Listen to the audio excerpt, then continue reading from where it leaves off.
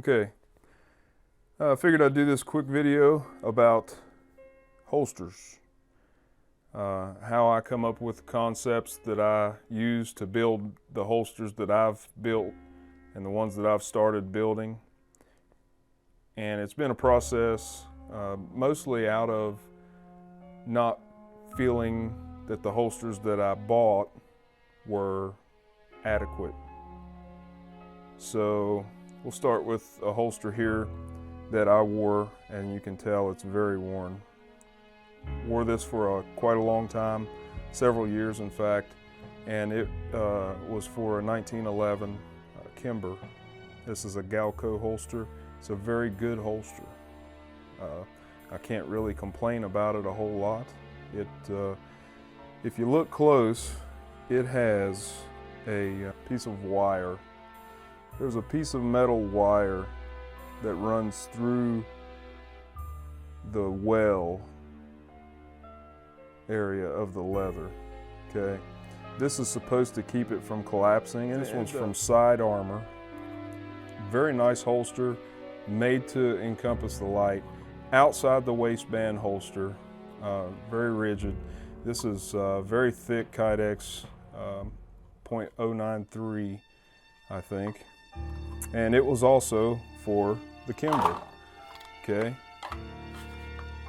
The Kimber fit in nicely in that holster. Very difficult to conceal, okay?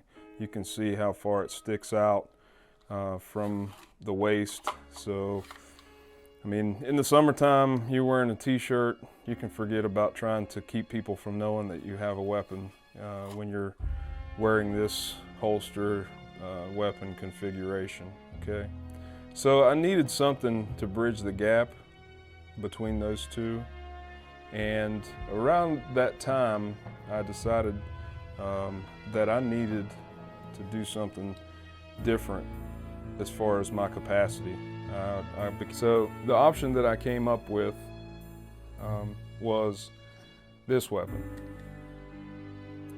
Okay, this is a 40 caliber M&P Smith & Wesson Core Edition with a red dot RMR and a Surefire 300 light.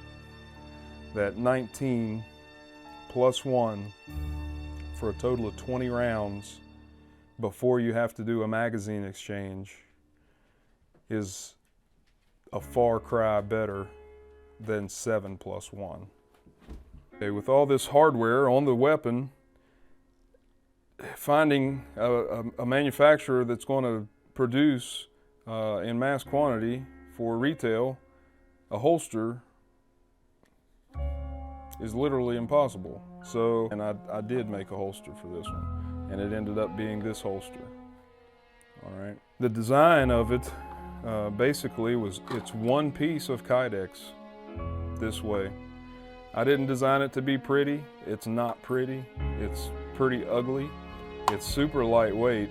It's got one piece of Kydex and it has 2 eyelets, and that's it. All right. It just flat works. It works. It holds a weapon where it needs to be. The weapon goes inside waistband just like the other one. The clip is, yeah, it's ugly, it's wide. You're not gonna tuck a shirt in behind this. This is what I settled on, and it just works. It works really good.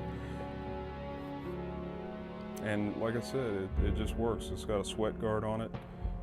This area here rides inside my thigh. And the way belt rides around pretty much the center of gravity of the weapon. It's high on the weapon, but it's not too high to where I can't get a grip.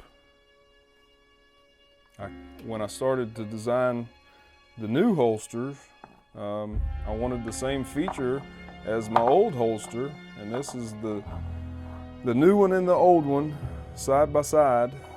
Too much of an issue I take my holsters on and off pretty frequently, so I kind of like that option that you can take them on and off.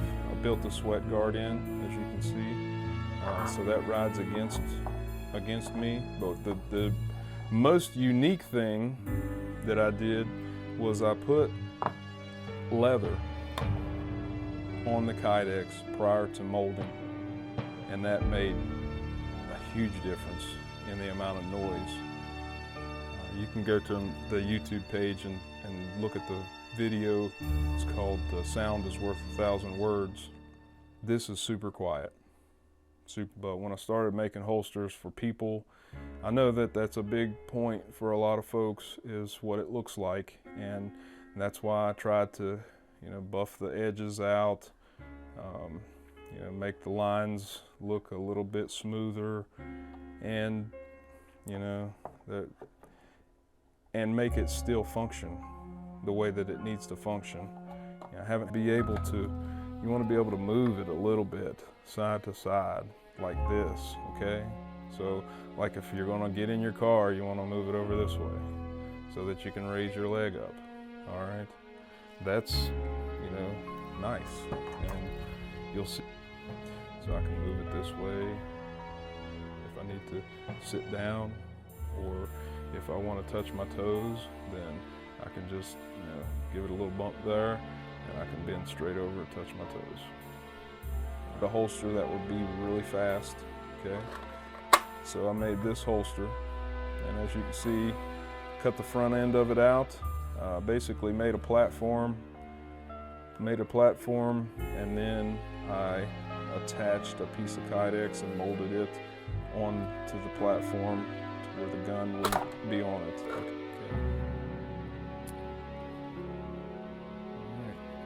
So, customer the other day asked me to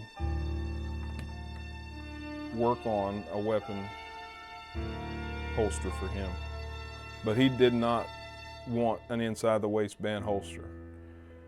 This holster, you can tell, is a little bit of all of the experience that I've had building the holsters. He asked for a holster that would be outside the waistband, that he could wear near an appendix carry. Now, and I'll be the first to say I was very skeptical about the magazine pouch built in, but it's what he wanted, and I knew that I could do it. I had built an inside the waistband holster, very similar in configuration as this, except better than I thought that it would. It works a lot better than I thought it would. But I did the same thing that I did with my race holster. I built a platform. He also wanted this holster to be very tight to his body, and he wanted this holster to ride high on the belt line, so that if he ever did want to conceal this holster, he could do that with a short jacket, and the holster wouldn't be hanging out from the bottom, okay? In there, not very, just like that, okay? When you put the belt on, and you put the holster on your side, when it bends, it causes more retention. I don't know if I can show that on camera, but and the reason I did that is because the more retention, or the more stiff, and the more that this platform has to bend, it has to bend itself, the more tightly to your body it's going to conform. Okay, it's going to conform tightly to your body and put retention into the holster. But it's super tight, and with a t-shirt on, a loose fitting shirt, I can wear this in this position, and you can almost not see it at all, and the only time you can see it is when I'm moving. If I'm just standing still, the shirt drapes itself over top of the profile of the weapon, and you cannot see it. You can follow along at facebook.com/OgreSpec.